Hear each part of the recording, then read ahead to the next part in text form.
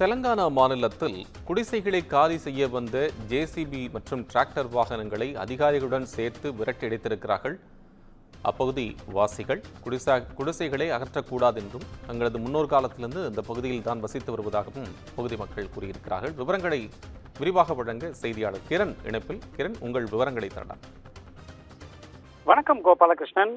குடிசைகளை அகற்றுவதற்காக வந்த அதிகாரிகளை பழங்குடி மக்கள் தாக்கிய சம்பவம் தெலங்கானா மாநிலம் முழுகு மாவட்டத்தில் பெரும் பரபரப்பை ஏற்படுத்தியுள்ளது.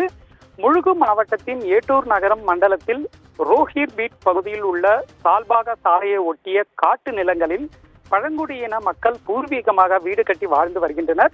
இந்த பகுதி வன நிலங்கள் என கூறி பழங்குடியினர் கட்டிய குடிசைகளை அகற்றுவதற்காக வனத்துறை மற்றும் காவல்துறை அதிகாரிகள் ஜேசிபி மற்றும் டிராக்டர் வாகனங்களுடன் வந்து நடவடிக்கை மேற்கொண்டனர்.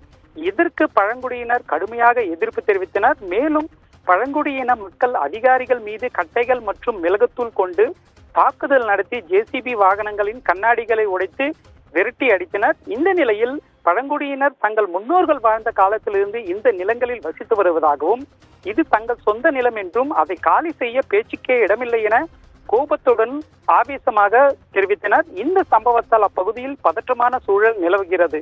வனத்துறை அதிகாரிகள் இந்த நிலங்களை வன நிலங்களாக குறிப்பிடுகின்றனர். அதே சமயம் பழங்குடியினர் தங்கள் உரிமைகளை பாதுகாக்க போராடி வருகின்றனர்.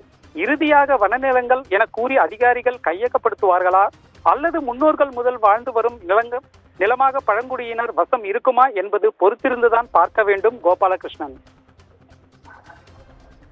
நன்றி கிரண், அண்மை விவரங்களுக்கு நன்றி.